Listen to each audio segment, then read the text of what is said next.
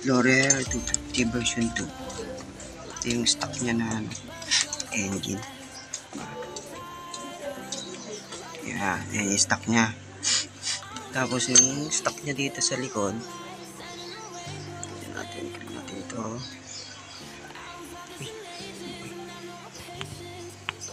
Yan, 34 na 520 din.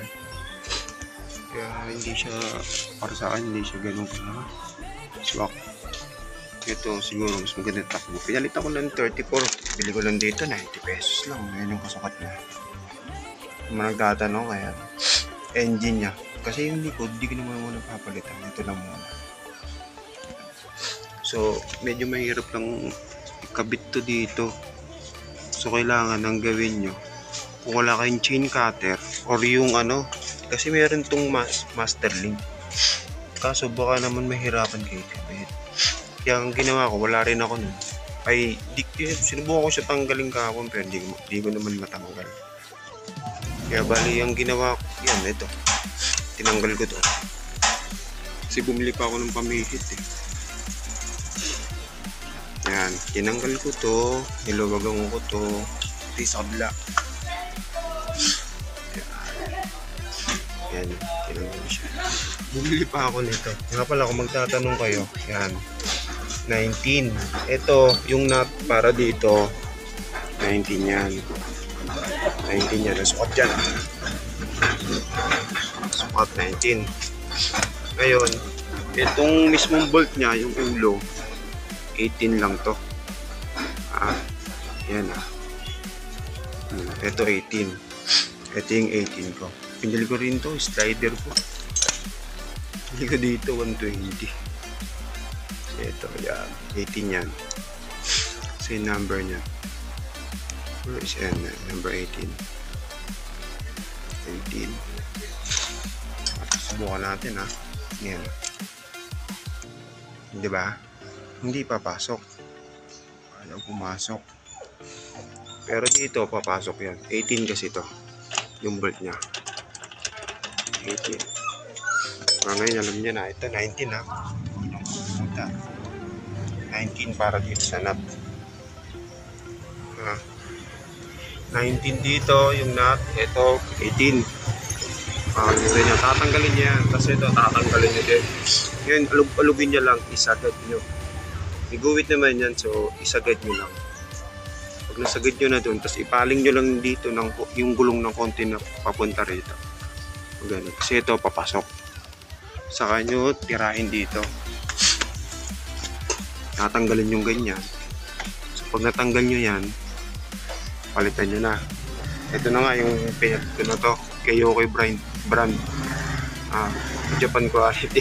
Ewan ko matibid. Pero kasi yung una ko pong motor, ito rin gamit ko.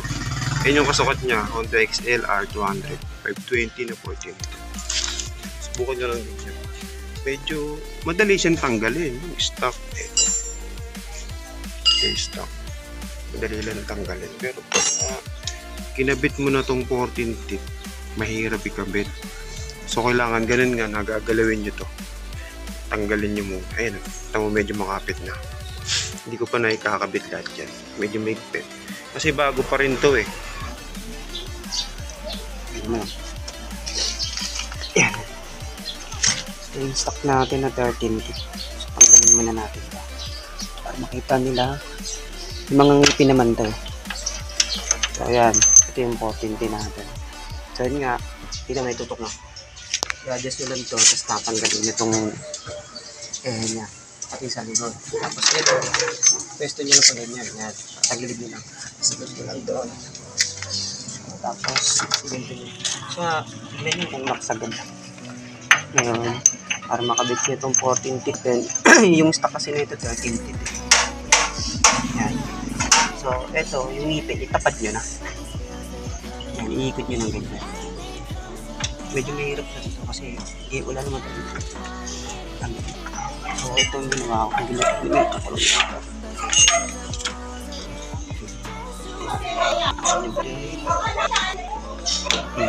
Ano?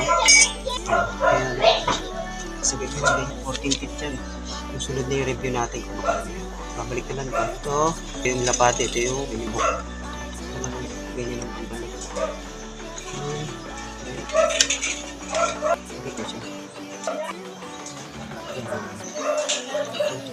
So, dito na sikat pala. Yan, parang ganyan. Bigat lang naman to sa gitna. Kaya magiging.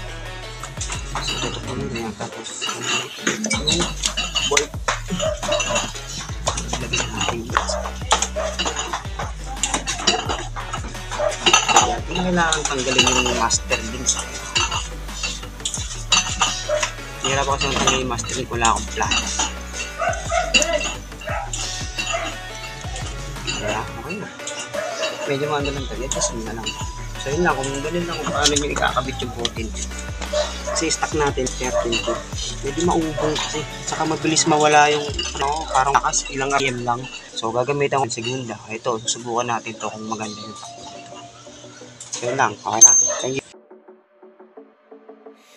Staying up when I go out, you gotta know I'm all yours. But when I say what's that about?